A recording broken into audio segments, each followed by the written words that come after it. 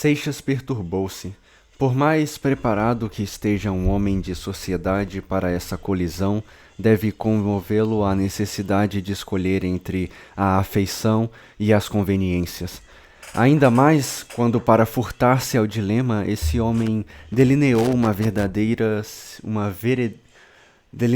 vereda sinuosa por onde se arraste como um réptil, serpeando entre o amor e o interesse. Assevero-lhe, dona Emília, que minhas intenções são as mais puras. Se ainda não as tinha manifestado, era por aguardar a ocasião em que possa realizá-las de pronto, como convém em semelhante assunto. Minha carreira depende de acontecimentos que devem efetuar-se neste próximo ano. Então poderei oferecer a Aurélia um futuro digno dela e que lhe invejem as mais elegantes senhoras da corte. Além disso, não me animarei a associá-la a uma sorte precária que talvez se torne mesquinha. Amo sinceramente a sua filha, minha senhora, e esse amor dá-me forças para resistir ao egoísmo da paixão. Prefiro perdê-la a sacrificá-la.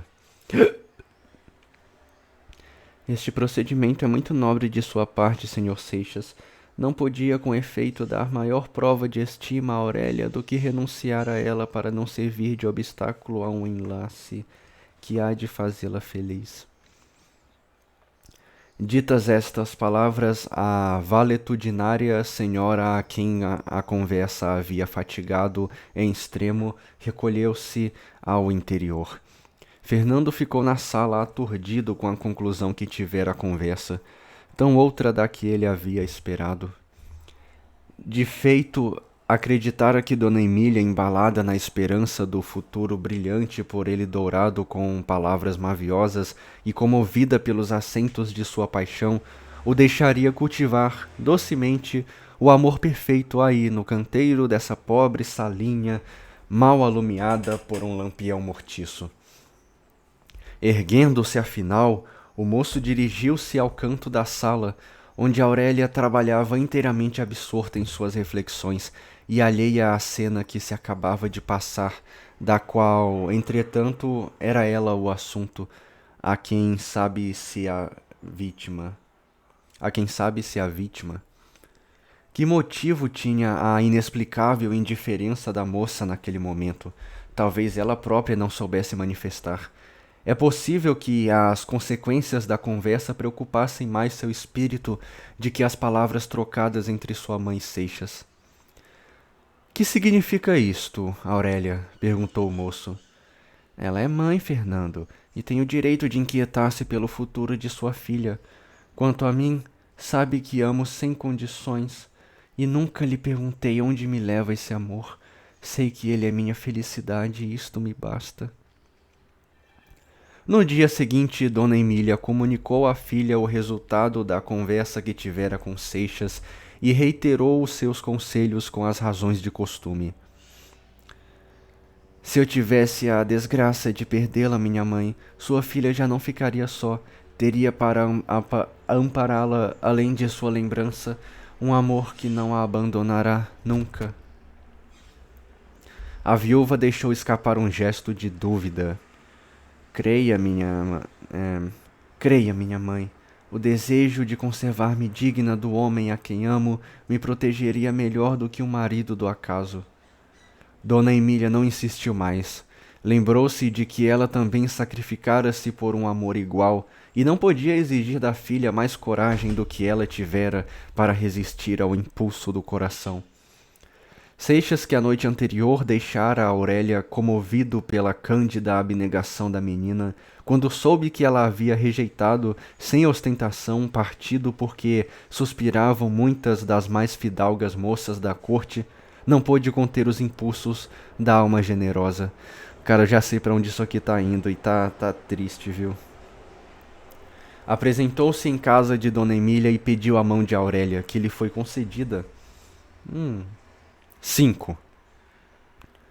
Ao saber que estava justo o casamento da sobrinha, considerou-se o Lemos derrotado em seus planos. Como, porém, era homem que não abandonava facilmente uma boa ideia, cogitou no modo de não perder a partida. A única ideia que lhe ocorreu foi de expediente banal, mas acontece que são estes precisamente os que surtem melhor efeito quando se trata de assuntos que se resolvem pelas conveniências sociais. Em sua passagem para a casa de Aurélia, via Seixas à janela na Rua das Mangueiras uma menina, apontada entre as elegantes da corte. Para o nosso jornalista, fora inqualificável grosseira encontrar-se com uma senhora bela e distinta, sem enviar-lhe no olhar e no sorriso a homenagem de sua admiração. Seixas pertencia à classe de homens criados pela sociedade moderna e para os quais o amor deixou de ser um sentimento e tornou-se uma fineza obrigada entre os cavalheiros e as damas de bom tom. A moça pertencia à mesma escola, também ela era noiva como Seixas, e não obstante recebia com prazer o cortejo galante. Se por acaso os dois se encontrassem em alguma sala, ausentes daqueles com quem estavam prometidos, teceriam sem o menor escrúpulo um inocente idílio para divertir a noite. Nessa casa da Rua das Mangueiras morava o Tavares do Amaral, empregado da alfândega.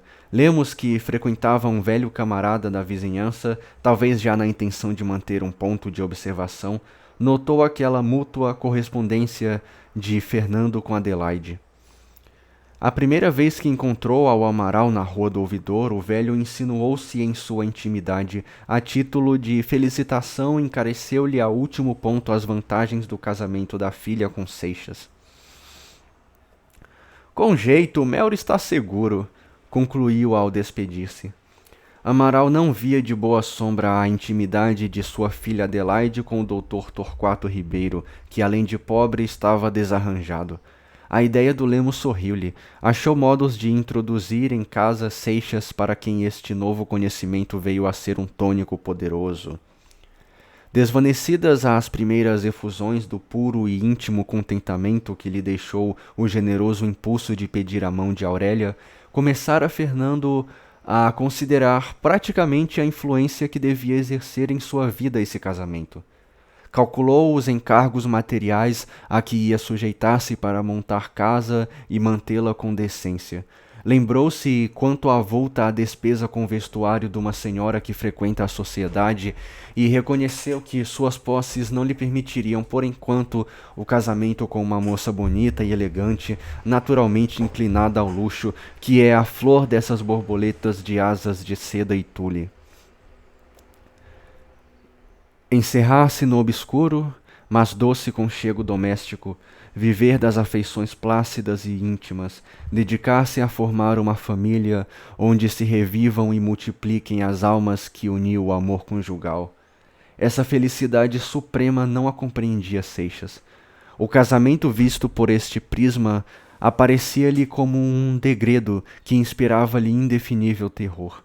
Jamais poderia viver longe da sociedade, retirado desse mundo elegante que era sua pátria e o berço de sua alma.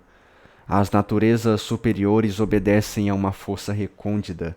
É a predestinação. Uns a têm para a glória, outros para o dinheiro. A dele era essa, a galanteria. Algumas vezes Seixas, receando pela saúde exposta sem repouso à ação de hábitos pouco higiênicos, sob a influência de um clima enervador, ia à fazenda de um amigo em Campos com intenção de passar por lá 2 meses. Em completa vegetação, acordando-se com o sol e recolhendo-se com ele. Se era na estação da festa e havia lá pela roça bailes e partidas que arremedavam a vida da corte, demorava-se uns 15 dias, o tempo de compor alguma espirituosa fazendeirinha um gentil romance pastoril que terminava com umas estâncias gênero Lamartine. Quando, porém, a fazenda estava sossegada e na doce monotonia dos labores rurais, Fernando entregava-se ao que ele chamava a vida campestre com um ardor infatigável. Erguia-se ao romper da sala, ia ao banho, corria às plantações e voltava para o almoço com um feixe de parasitas, orquídeas e bromélias. Na força da soalheira andava pelas fábricas a ver despolpar o café ou fazer o fubá. Durava este entusiasmo campesino 3 dias. No quarto, Fernando achava um pretexto qualquer para a volta precipitada, e antes de uma semana estava restituído à corte. A primeira noite de baile ou partida era uma ressurreição. De um homem assim organizado com a molécula do luxo e do galanteio, não se podia esperar o sacrifício enorme de renunciar à vida elegante. Excedia isso às suas forças. Era uma aberração da natureza, de sua natureza. Mais fácil fora renunciar à vida na flor da mocidade, quando tudo lhe sorria, do que sujeitar-se a esse suicídio moral, a esse aniquilamento do eu.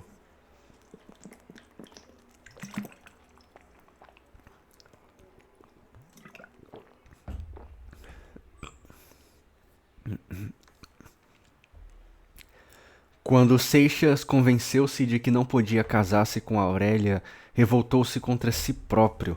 Não se perdoava a imprudência de apaixonar-se por uma moça pobre e quase órfã. Imprudência que pusera remate o pedido de casamento.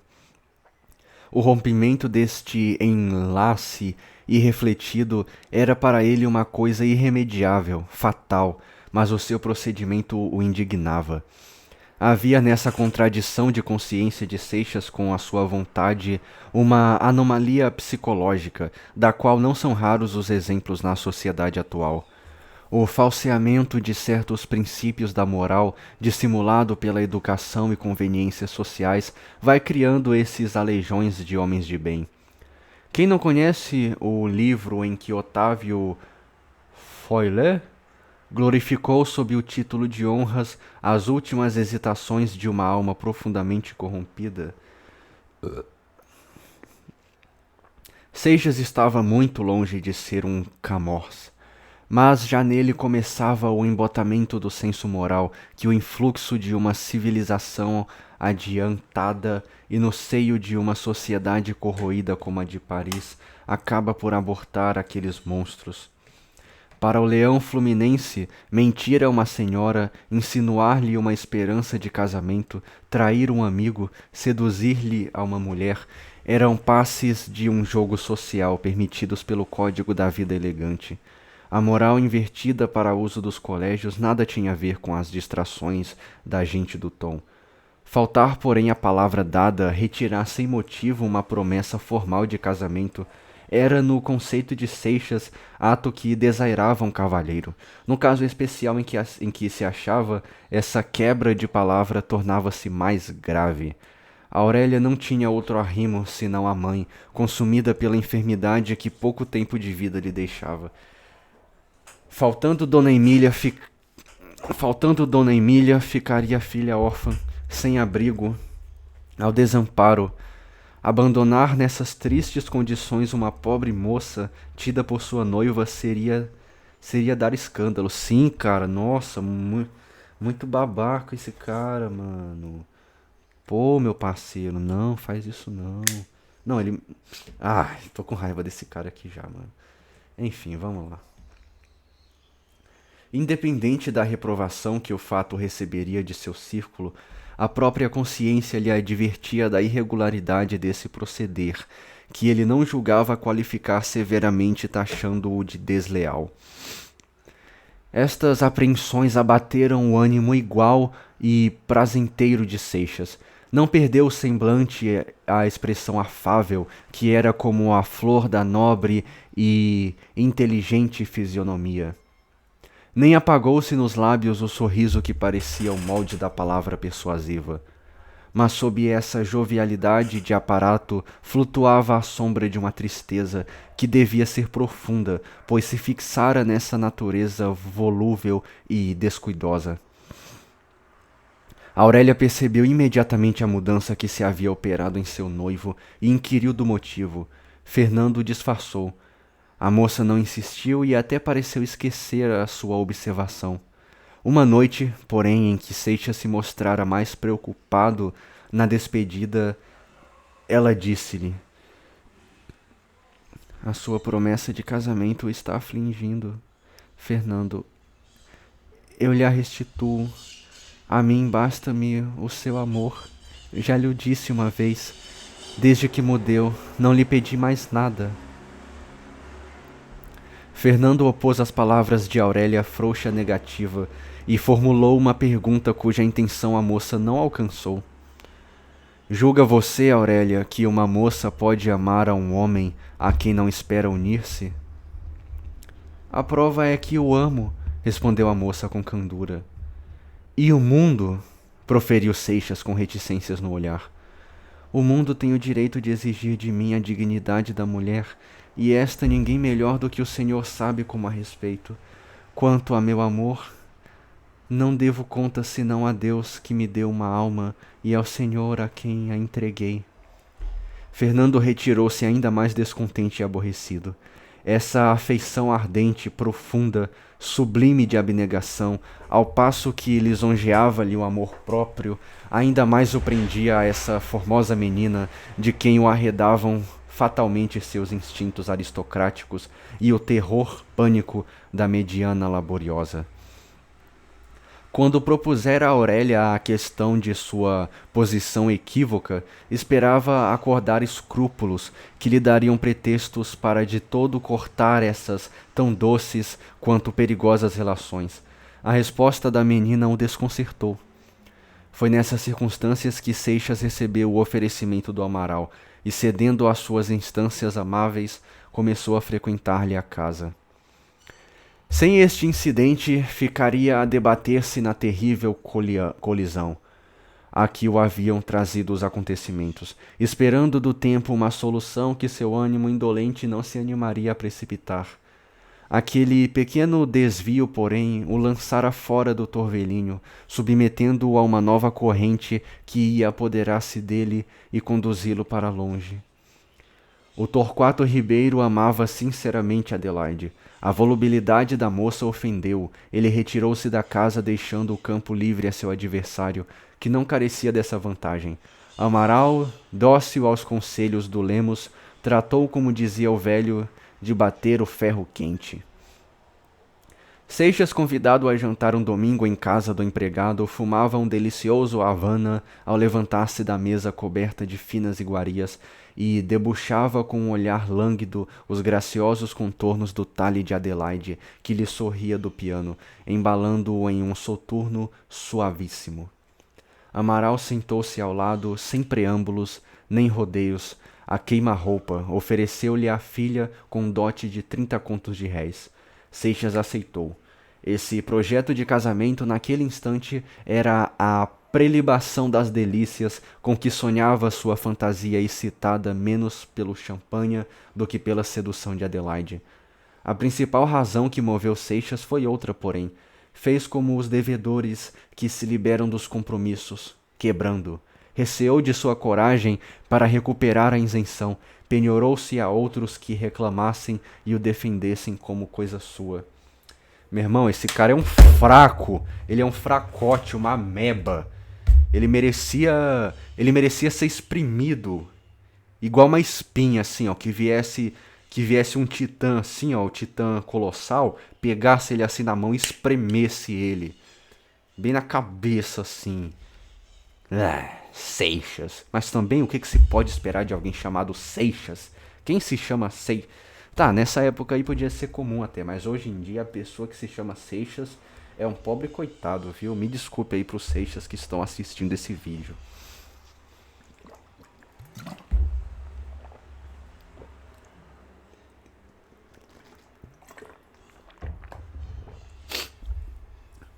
Pô, mano, agora vem a pobre da Aurélia. A Aurélia passava agora as noites solitárias. Raras vezes aparecia Fernando, que arranjava uma desculpa qualquer para justificar sua ausência. E tava mentindo pra ela ainda, hein? Ô, maldito. A menina, que não pensava em interrogá-lo, também não contestava esses fúteis inventos. Ao contrário, buscava afastar da conversa o tema desagradável. Conhecia a moça que Seixas retirava-lhe seu amor, mas a altivez de coração não lhe consentia queixar-se. Além de que ela tinha sobre o amor ideias singulares, talvez inspiradas pela posição especial em que se achara ao fazer-se moça. Pensava ela que não tinha nenhum direito de ser amada por Seixas, pois a afeição que lhe tivesse muito pouca era graça que dele recebia. Quando se lembrava que esse amor a poupara à degradação de um casamento de conveniência, nome com quem se decora o mercado matrimonial, tinha impulsos de adorar a Seixas como seu Deus e Redentor. Parecerá estranha essa paixão veemente, rica de heróica dedicação, que entretanto assiste calma, quase impassível, ao declínio do afeto que lhe retribuía o homem amado e se deixa abandonar sem proferir um queixume, nem fazer um esforço para reter a aventura que foge. Esse fenômeno devia ter uma razão psicológica, de cuja investigação nos abstemos, porque o coração, e ainda mais o da mulher, que é toda ela, representa o caos do mundo moral. Ninguém sabe que maravilhas ou que monstros vão surgir desses limbos. Suspeito eu, porém, que essa explicação dessa singularidade já ficou assinalada. Aurélia amava mais seu amor do que seu amante, era mais poeta do que mulher, preferia o ideal ao homem. Quem não compreender a força desta razão, pergunte a si mesmo por que uns admiram as estrelas com os pés no chão e outros, alevantados às grimpas, curvam-se para apanhar as moedas do tapete. Desde que se comprometeu com Amaral, pensou Fernando em cortar de uma vez o fio que ainda o prendia a Aurélia. Nessa disposição repetiu suas visitas. Em princípio, a menina cuidou que Seixas lhe voltava e encheu-se de júbilo, mas não durou a ilusão. Logo percebeu que não era o desejo de vê-la e estar com ela o que levava o moço à sua casa, pois os poucos instantes de demora passava-os inteiramente distraído e como perplexo. O senhor quer dizer alguma coisa, mas receia afligir-me, observou uma noite com angélica resignação. Fernando aproveitou a ocasião para resolver a crise. Meu voto mais ardente, Aurélia, sonho dourado de minha vida, era conquistar uma posição brilhante para depô-la aos pés da única mulher que amei neste mundo. Mas a fatalidade que pesa sobre mim aniquilou todas as minhas esperanças. E eu seria um egoísta se, prevalecendo-me de sua afeição, a associasse a uma existência obscura e tribulada. A santidade de meu amor deu-me a força para resistir a seus próprios impulsos. Disse uma vez à sua mãe, pressentindo esta cruel situação: sou menos infeliz renunciando à sua mão do que seria aceitando-a para fazê-la desgraçada e condená-la às humilhações da pobreza. Essas já as conheço, respondeu Aurélia com tênue ironia, e não me aterram, nasci com elas, e têm sido as companheiras de minha vida. Não me compreendeu, Aurélia. Referia-me a um partido vantajoso que de certo aparecerá, logo que esteja livre. Pensa então que basta uma palavra sua para restituir-me a liberdade? Perguntou a moça com um sorriso. Sei que a fatalidade nos separa. Sei que a fatalidade que nos separa não pode romper o elo que prende nossas almas e que há de reuni-las em mundo melhor. Mas Deus nos deu uma missão neste mundo e temos de cumpri-la. A minha é amá-lo. A promessa que o aflige, o Senhor pode retirá-la tão espontaneamente como a fez. Nunca lhe pedi nem mesmo simples indulgência para esta afeição. Não lhe a pedirei neste momento em que ela o importuna. Entenda, Aurélia, lembre-se de sua reputação. Que não diriam se recebessem a corte de um homem sem esperança de ligar-se a ele pelo casamento? Diriam talvez que eu sacrificava um amor desdenhado a um partido brilhante, o que é uma... A moça cortou a ironia, retraindo-se. Mas não. Falariam a verdade. Não sacrifiquei nenhum partido. O sacrifício é a renúncia de um bem. O que eu fiz foi defender a minha afeição. Sejamos francos, o Senhor já não me ama, não o culpo e nem me queixo. Seixas balbuciou umas desculpas e despediu-se. Aurélia demorou-se um instante na rótula, como costumava, para acompanhar ao amante com a vista até o fim da rua. Se Fernando não tivesse tão entregue à satisfação de haver readquirido sua liberdade, teria ouvido no dobrar da esquina um eco de soluço. No dia seguinte, Dona Emília recebeu de Seixas uma dessas cartas que nada explicam, mas que em sua calculada ambiguidade exprimem tudo. Compreendeu a viúva, ao terminar a leitura do logogrifo epistolar, que estava roto o projetado casamento, e estimou o resultado. A boa mãe nutria ainda a esperança de persuadir a filha a aceitar a mão de Abreu. Por esse tempo entrou Torquato Ribeiro a frequentar a casa de Dona Emília. Soubera ele do procedimento que Seixas tivera com a viúva e a conformidade do infortúnio o atraiu. Referiu a Aurélia a inconstância de Adelaide que atribuiu à sua pobreza. A moça o ouvia com meiguice e o consolava, mas apesar da intimidade que se estabeleceu entre ambos, nunca lhe falou de seus próprios sentimentos. Tinha o pudor de sua tristeza que não lhe consentia confidências. Seria altivez, mas ela a vestia de um recato modesto e llano. As exprobações de Ribeiro contra a infidelidade de que fora vítima haviam lançado no espírito de Aurélia uma suspeita acerba. Seria a abastança do Amaral que atraíra Fernando e não o amor de Adelaide? A moça repeliu constantemente essa ideia que lhe imbuíram os ressentimentos de Ribeiro, mas chegou um momento em que lhe arrancaram a dúvida consoladora. Recebeu uma carta anônima. Comunicavam-lhe que Seixas a tinha abandonado por um dote de 30 contos de réis.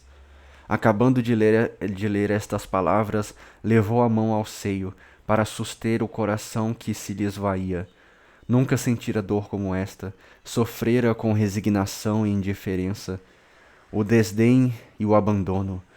Mas o rebaixamento do homem a quem amava era suplício infindo, de que só podem fazer ideia os que já sentiram apegarem-se os lumes d'alma, ficando-lhes a inanidade. Debalde Aurélia refugiou-se nos primeiros sonhos de seu amor. A degradação de Seixas repercutia no ideal que a menina criara em sua imaginação e imprimia-lhe o estigma. Tudo ela perdoou a seu volúvel amante, menos o tornar-se indigno do seu amor. Que pungente colisão! Ou expelir do coração esse amor que tinha decaído e deixar a vida para sempre erma de um afeto, ou humilhar-se adorando um ente que se alvitara e associando-se à sua vergonha. A notícia do procedimento atribuído a Seixas não passava de uma denúncia anônima que poderia ser inspirada pela malignidade. Não obstante, Aurélia não hesitou em acreditá-la. Uma voz interior dizia-lhe que era aquela a verdade. Poucas horas depois, aproximando-se da rótula para abri-la à criada, viu por entre as grades passar o Lemos, que olhava para a casa com ares garotos. Atravessou-lhe pelo espírito a ideia de que era o autor da carta e confirmou-se nela quando notou os manejos com que o velho, nos dias subsequentes, tentou inutilmente apanhá-la à janela.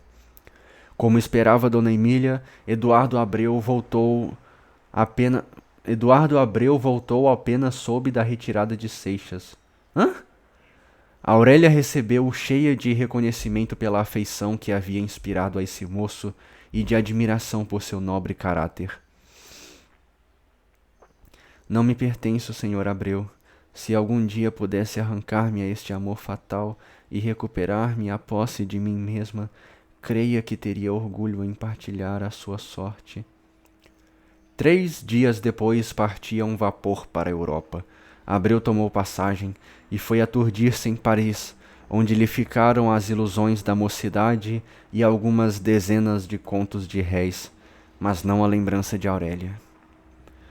Entretanto, Seixas começava a sentir o peso do novo jugo a que se havia submetido. O casamento, desde que não lhe trouxesse posição brilhante e riqueza, era para ele nada menos que um desastre. As despesas de ostentação com sua pessoa unicamente absorviam-lhe todo o rendimento anual, além dos créditos suplementares. Que seria dele quando, além do seu, tivesse de prover também ao luxo de uma mulher elegante, que ela só come em sedas mais do necessário ao alimento de uma numerosíssima família? Peraí. Que ela só come em sedas mais do necessário ao alimento de uma numerosíssima família. Isto sem falar da casa, que, se em solteiro ele conseguira reduzir ao estado de mito, adquiria para o marido de uma senhora à moda uma evidência cara. A promessa feita ao pai de Adelaide era explícita e formal. Em caso algum, Seixas se animaria a negá-la e faltar desgarradamente à sua palavra.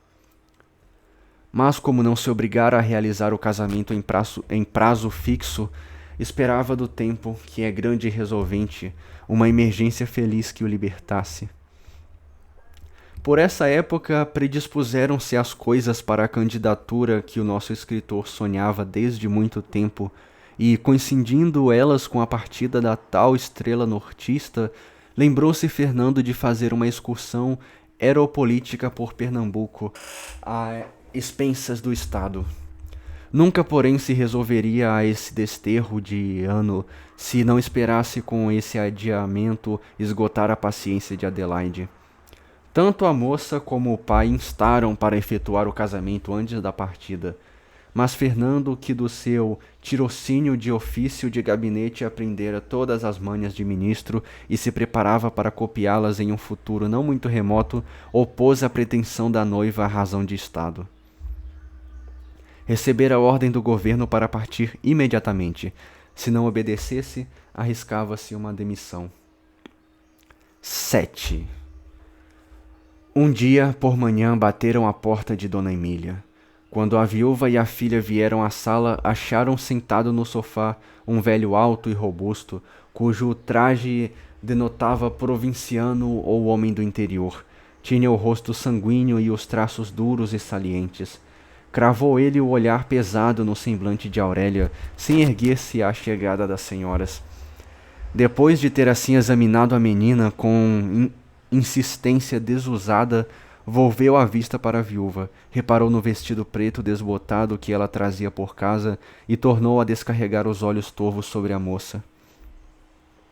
Dona Emília, assustada com estes modos, trocou um sinal de inteligência com a filha. Ambas receavam achar-se em presença de algum louco ou ébrio. Julgando-se expostas a um desacato, não sabiam que fazer. Entretanto, as lágrimas saltavam aos molhos das pálpebras do velho, que, erguendo-se de supetão, correu a Aurélia e suspendeu a moça nos braços antes que ela se pudesse esquivar. — Que é isto, senhor? Está louco? — disse Dona Emília, levantando-se para defender a filha. Às palavras da viúva e ao grito que soltara Aurélia, o velho recuou e quis falar, mas o soluço embargava-lhe a voz. — Não me conhece, minha filha? Sou pai de seu marido. — O senhor Lourenço Camargo? — Ele mesmo. Não consente que abrace minha neta? Foi Aurélia quem se lançou nos braços do velho, e este, depois que a teve cerrada ao peito por algum tempo, desviou-se bruscamente e foi sentar-se no sofá, enxugando o rosto com um grande lenço de seda enrolado em uma bola. — É o retrato de meu Pedro. Pobre rapaz! Murmurou o velho.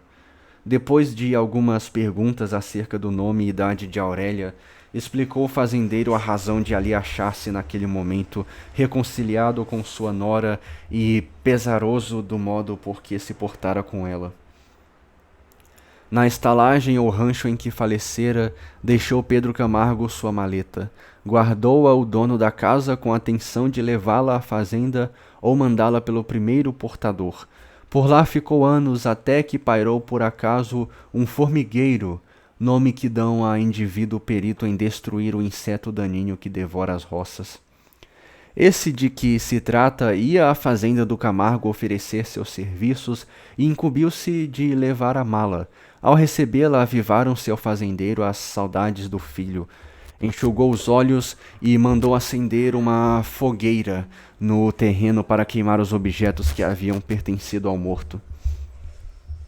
Enquanto se cumpria sua ordem, abriu ele próprio a maleta e tirou uma por uma as peças enxovalhadas, um pequeno estojo de toucador e outras coisas de uso comum. No profundo havia um volume envolto em papel e atado com uma fita preta. Continha as fotografias de Pedro Camargo, da mulher e dos 2 filhos, a certidão de casamento e as de batismo dos 2 meninos e finalmente uma carta sem sobrescrito dirigida ao fazendeiro. Essa carta, de data muito anterior ao falecimento, indicava que Pedro Camargo tinha a princípio pensado em suicidar-se e se preparara para levar a efeito esse desígnio, escrevendo ao pai a fim de implorar-lhe o perdão de sua falta. Depois de fazer confissão do casamento que havia ocultado só pelo receio de afligir ao pai, suplicava-lhe que protegesse sua viúva e aqueles órfãos inocentes que eram seus netos e que o haviam de substituir a ele, Pedro, no amor e na veneração. Lendo essa carta, Lourenço Camargo afigurou-se receber as últimas palavras do filho, e lembrou-se quanto fora injusto, duvidando da realidade desse casamento, de que ali a prova era irrecusável. Era uma alma rude, mas direita. Nessa mesma noite partiu para a corte, por intermédio do correspondente mandou colher informações na vizinhança e soube que a viúva ainda morava na mesma casa. Depois destas explicações que arrancaram lágrimas às 2 senhoras, sobretudo quando leram a carta de Pedro Camargo, o velho deu um giro pela sala e, tomando o chapéu, disse: "Chorem a seu gosto, voltarei depois." De feito, voltou todos os dias enquanto se demorou na corte. Por seu gosto, teria enchido de presentes a Aurélia e a mãe. Porém, as 2 senhoras acanharam-se com a excessiva liberalidade, pelo que amuou-se o velho fazendeiro. "Pois bem, não lhes darei mais nada. Quando precisarem, peçam." 2 dias depois deste incidente, apresentou-se o velho com um maço de papel lacrado. Ao tirá-lo do bolso do jaleco, refranziu jocosamente a cara para Aurélia. "Não vá pensando que é presente. Não, senhora dona, fique descansada.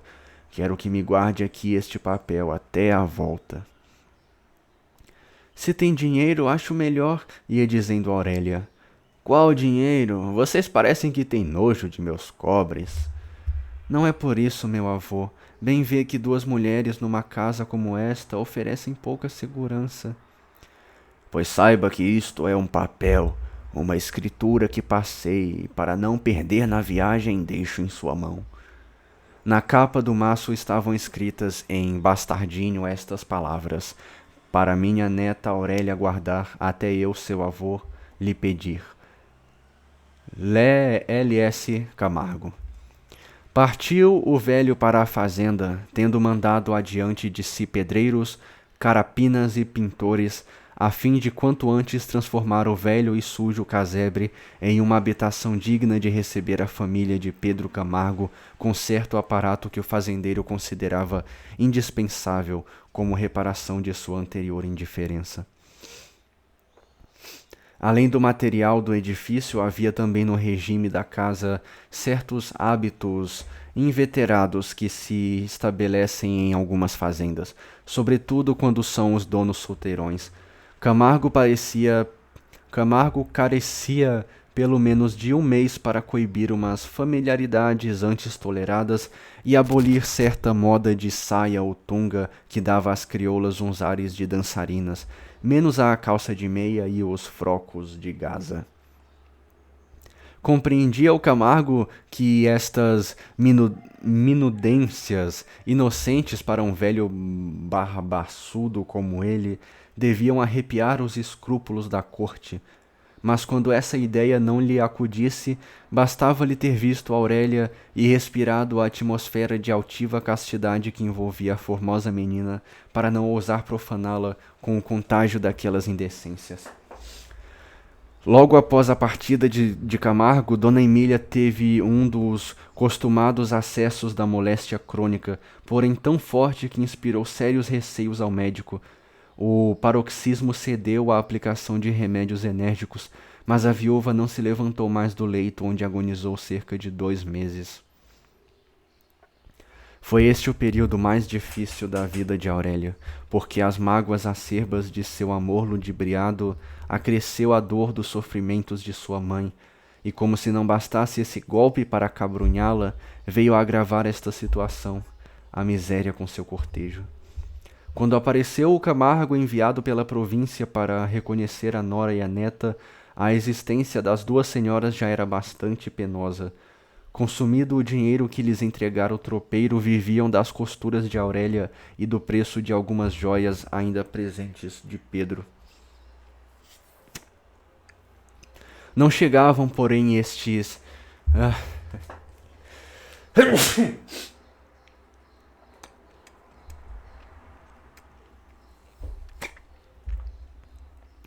Não chegavam, porém, estes escassos recursos, e teriam passado inclemência se não fosse o crédito obtido na loja e venda em que se supriam. Com algum dinheiro que trazia o fazendeiro, deixara a viúva pagar a ela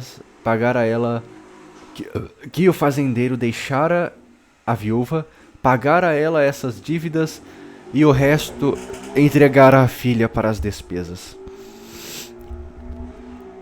Enquanto durou essa quantia, pôde Aurélia fazer face às despesas, mas estas avultaram com a moléstia da mãe, e em breve não houve com que mandar ao mercado comprar um frango para o caldo da enferma.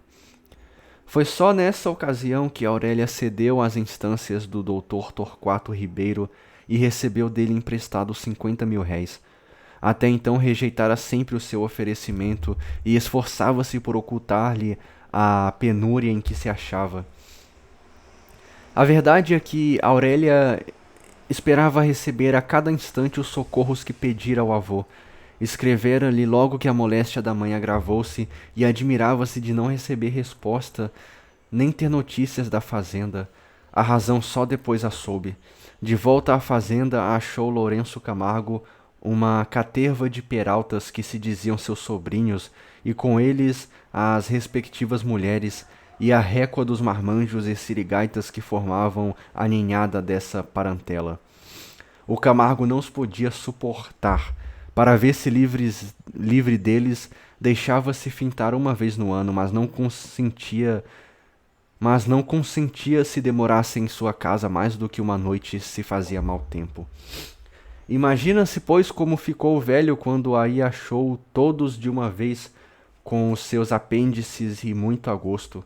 Mas o furor de Camargo não teve limites, quando os intrusos tiveram o desfaçamento de confessar o motivo que ali os reunira.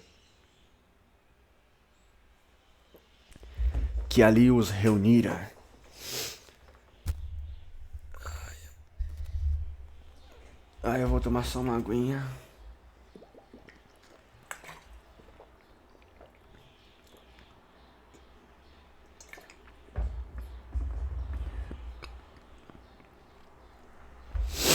Constara-lhes de fonte certa que o velho tinha feito testamento na corte e, segundo as suas conjecturas, deixava todos os bens a uma rapariga, filha de certa mulher perdida, antiga amásia de Pedro Camargo. À vista disto, haviam se reunido e ali estavam para declarar ao tio que não consentiriam jamais em semelhante expoliação. Se, como esperavam, ele não reparasse o seu erro para o que já traziam o escrivão de paz, preveniam-se desde logo que anulariam esse testamento pela instituição de pessoa indigna. Neste ponto, apoiavam-se no voto de uma rábula de que por cautela se tinham acompanhado. O velho Camargo conteve-se durante esta exposição, mas como se contém a torrente que sobe para romper o dique e a tempestade que condensa até desabar. Quando o Rábula, aberta a caixa de rapé, fechou a chave dos 2 dedos tabaquistas para agarrar a pitada que devia destilhar. Meu Deus! Quando o Rábula, aberta a caixa de rapé, fechou a chave dos 2 dedos tabaquistas para agarrar a pitada que devia destilar-lhe no nariz o monco e a eloquência, não achou presa. Meu amigo, isso aqui é pior do que trava-língua, viu? Tenta ler esse trechinho aqui, ó. Meu irmão... Hã? A boceta de tartaruga voava pelos... Que isso? Pelos ares a um murro do Camargo, que, acompanhando uns arreios de mula cargueira suspensos à varanda, caiu na parentela e dispersou-se as lambadas de couro e ferro. Meu Deus, o velho morreu brigando. Homens, mulheres e meninos, tudo foi escovado. Ao mesmo tempo, o fazendeiro gritava pela negraria e, armando-a de peias e manguais, enxotava de casa a praga que a tinha invadido. Só depois que a deixou na estrada com as trouxas e malas de bagagem voltou o velho. Mas o corpo robusto, que apesar dos 70 anos desenvolveu aquele prodigioso esforço físico, não pôde resistir à exploração da cólera estupenda que subverteu-lhe a alma. Quando não teve mais em quem descarregar a indignação, esta subiu-lhe ao cérebro e fulminou-o. O ataque paralisou completamente. A vitalidade de sua organização lutou cerca de 2 meses nesse corpo morto, até que afinal extinguiu-se. Em todo esse tempo, não deu acordo de si. As cartas de Aurélia ficaram na gaveta onde as guardara o administrador. Com diferença de dias veio a falecer também Dona Emília, deixando Aurélia em completa orfandade. Nesse transe cruel, o doutor Torquato Ribeiro não abandonou a moça, e foi aos rogos dela que Dona Firmina Mascarenhas levou a órfã para sua casa. À exceção dessa parenta... Não, tudo começa a se encaixar, cara. Tudo começa aqui e ali. Eu tô gostando desse livro, cara. É um livro muito legal, mano. Eu tô adorando. À exceção dessa parenta afastada, nenhuma outra pessoa da família apareceu ou mandou à casa de Aurélia durante a enfermidade da mãe e depois do passamento. O Lemos e sua gente não deram sinal de si. 8. Aceitando a companhia de Dona Firmina, não era a intenção de Aurélia tornar-se pesada a sua parenta. Passados 8 dias de nojo, enviou pelo doutor Torquato Ribeiro um anúncio ao jornal, oferecendo, mediante condições razoáveis, seus serviços como professora de colégio ou mestra em casa de família. Estava, porém, disposta a descer até o mister mais modesto de costureira ou mesmo de aia de alguma senhora idosa. Decorreu mais de mês sem que aparecesse coisa séria.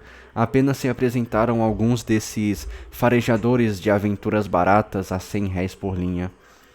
Dona Firmina, porém, percebeu-lhes a manha e despediu-os da escada sem consentir que vissem a moça. Pensava Aurélia em mandar outro anúncio quando a procurou um negociante que andara à cata de sua nova morada.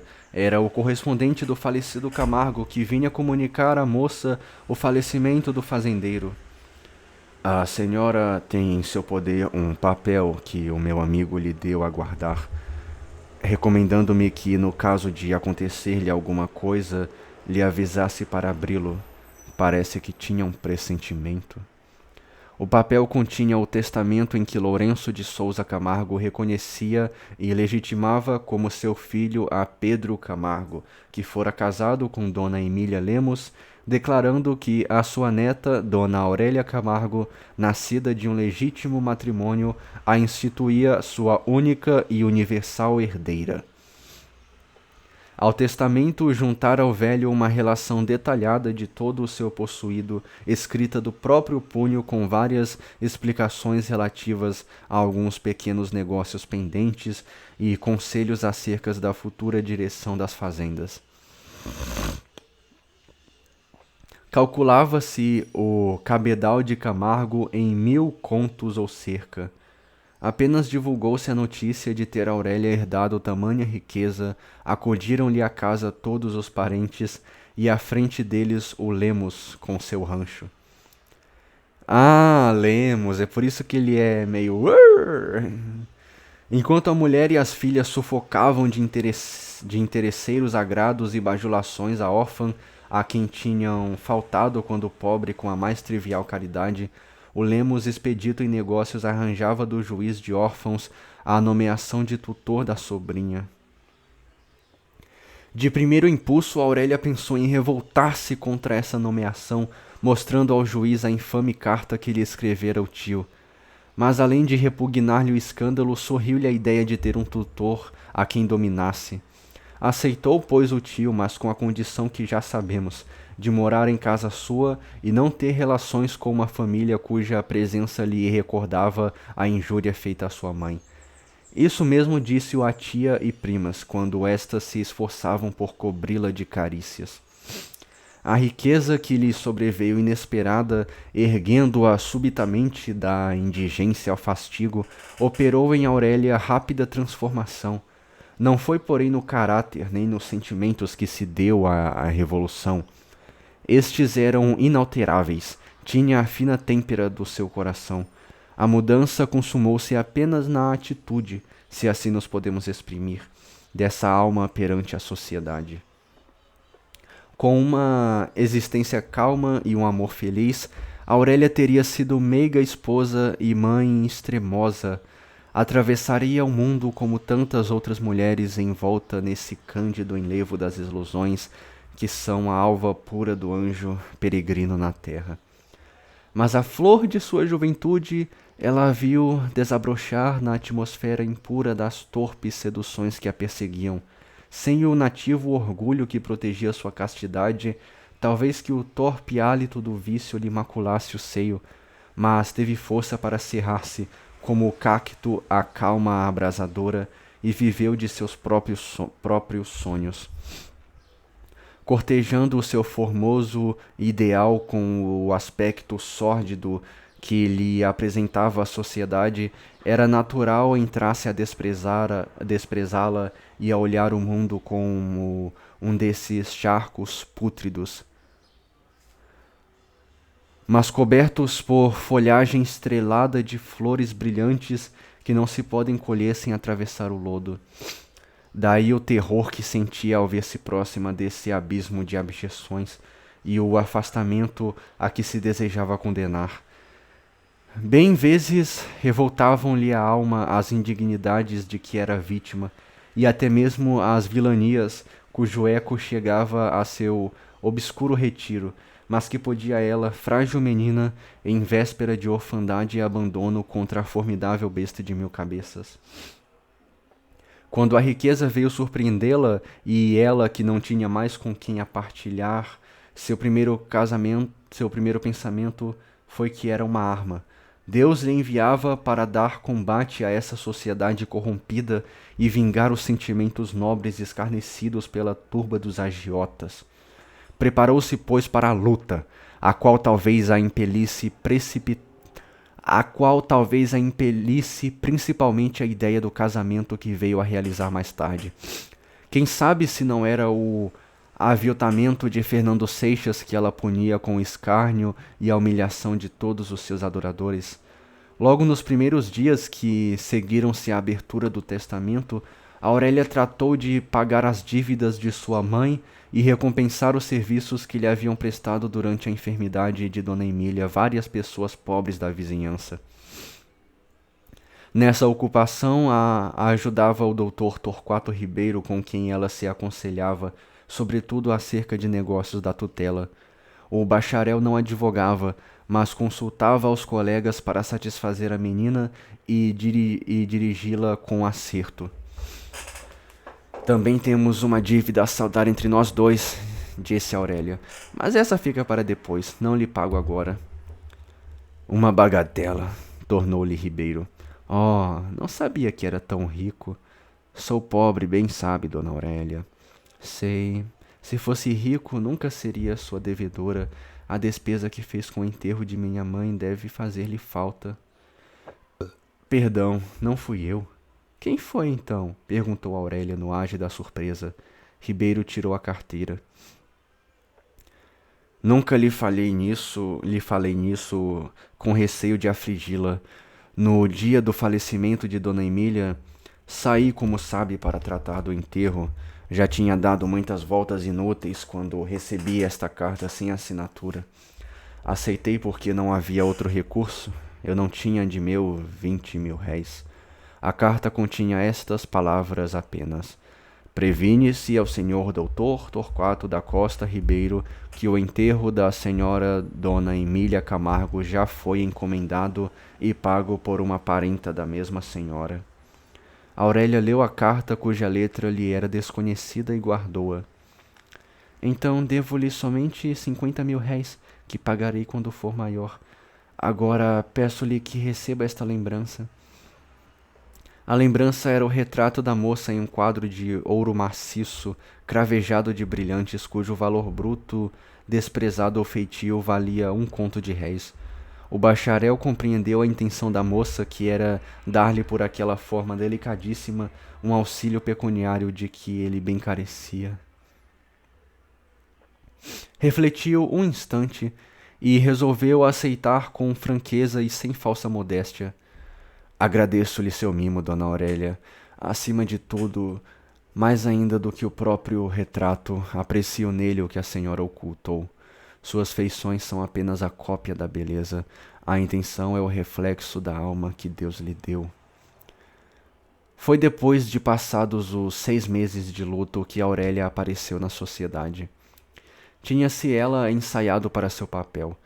Desde o primeiro momento em que apresentou-se nos salões, firmou neles seu império e tomou posse dessa turba avassalada cujo destino é bajular as reputações que se impõem.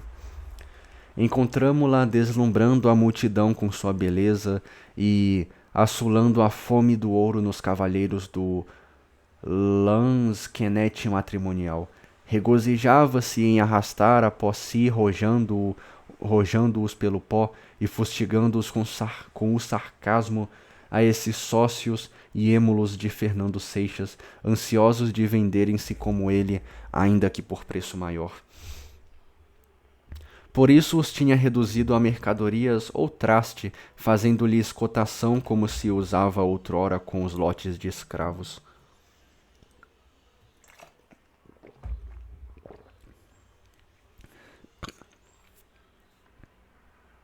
Aquele marido de maior preço a que ela se referia não era outro senão seu antigo amante que a desprezara por ser pobre.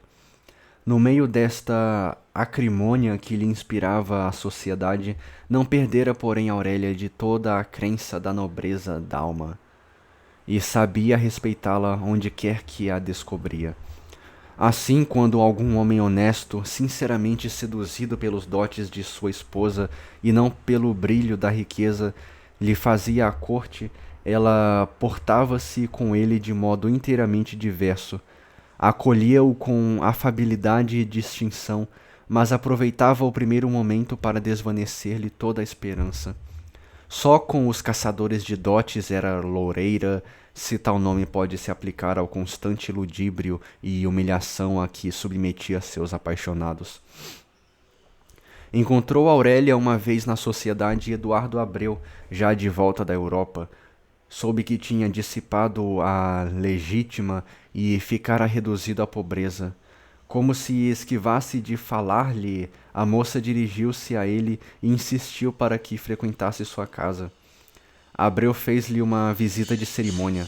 A moça inventou um pretexto qualquer para uma carta urgente e mandou buscar o tinteiro. De repente voltou-se para o moço e pediu-lhe que escrevesse um recado a certa loja. Aurélia examinou a letra e murmurou consigo: Eu tinha adivinhado. Não disse uma palavra a Abreu sobre isso, porque aqueles dias houve quem pagasse as contas que o moço tinha em várias casas da Rua do Ouvidor que já não lhe queriam fiar. A primeira vez que a moça encontrou-se com Abreu depois do incidente, perguntou-lhe: Ainda me ama? Ele corou: Já não tenho esse direito. Lembre-se do que lhe disse uma vez: se eu remir-me de meu cativeiro, minha mão lhe pertence. Não a querendo o Senhor, ninguém mais a terá neste mundo. O doutor Torquato Ribeiro não pôde resistir à paixão que nutria pela Adelaide Amaral. Com o tempo e ausência do rival, foi-se desvanecendo o primeiro ressentimento, e como o procedimento de Seixas já causava estranheza, não se demorou a reconciliação. Aurélia percebeu que o bacharel estava cada vez mais apaixonado. Era uma verdadeira recaída. A princípio admirou-se dessa indulgência. E eu? Não amo um homem que não somente me esqueceu por outra, mas que se rebaixou? Pensou então em favorecer esse amor do Ribeiro, o que obteve concorrendo para a realização do projeto que a afagava e a cuja realização assistimos. Estes foram os acontecimentos que ocorreram antes de encontrarmos pela primeira vez nos salões Aurélia Camargo. Dan dan dan.